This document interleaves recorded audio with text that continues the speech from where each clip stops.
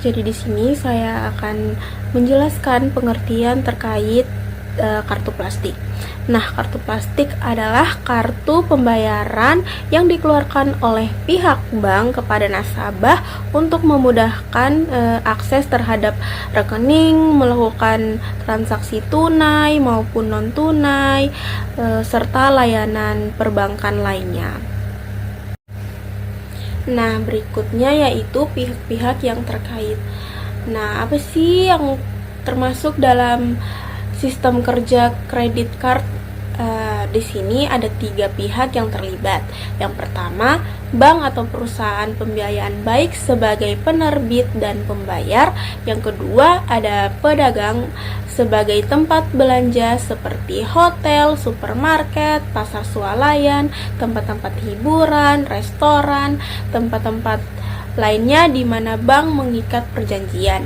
Yang ketiga, ada pemegang kartu atau card holder, adalah nasabah yang namanya tertera dalam kartu tersebut dan yang berhak menggunakan untuk berbagai keperluan transaksi.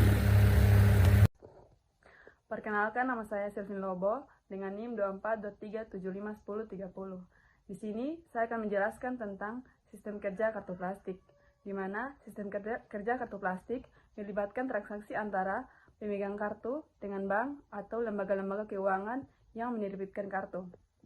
Berikut sistem kerja kartu plastik, yaitu yang pertama, nasabah mengajukan permohonan sebagai pemegang kartu dengan memenuhi segala peraturan yang telah dibuat. Dan yang kedua, bank atau lembaga pembiayaan akan menerbitkan kartu apabila disetujui.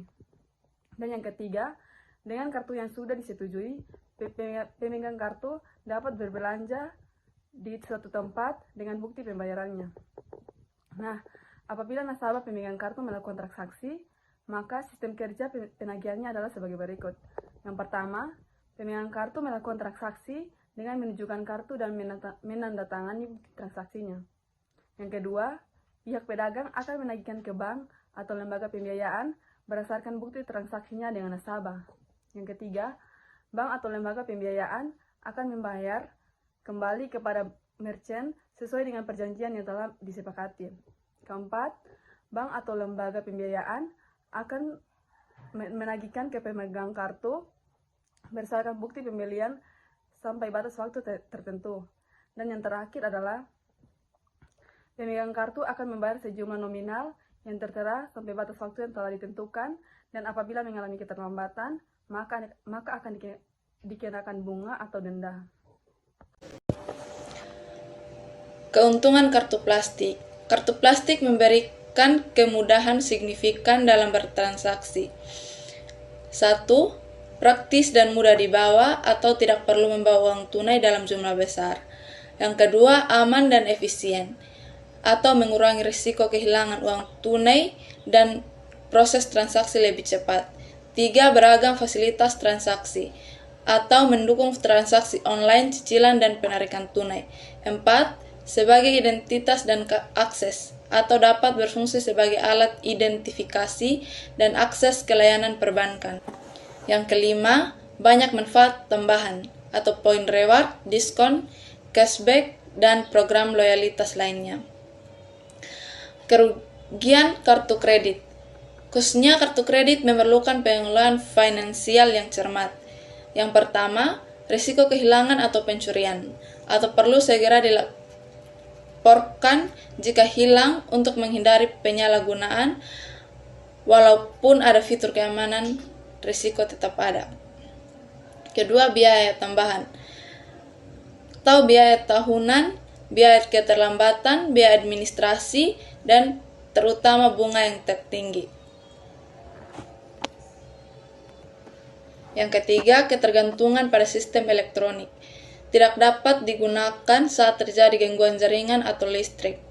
4. Memerlukan pengelolaan yang baik. Mudah menyebabkan utang jika tidak disiplin dan menggunakan dan membayar tagihan. Kelima, potensi utang atau khusus kartu kredit. Risiko terbesar adalah terjerat utang yang terus bertambah akibat pembayaran minimum. Kartu plastik adalah alat pembayaran yang praktis dan efisien, tetapi memerlukan disiplin finansial yang ketat, terutama untuk kartu kredit. Gunakan kartu kredit secara bijak, pastikan selalu melunasi tagihan, dan pantau pengeluaran Anda. Jenis-jenis kartu kredit dilihat dari segi fungsi.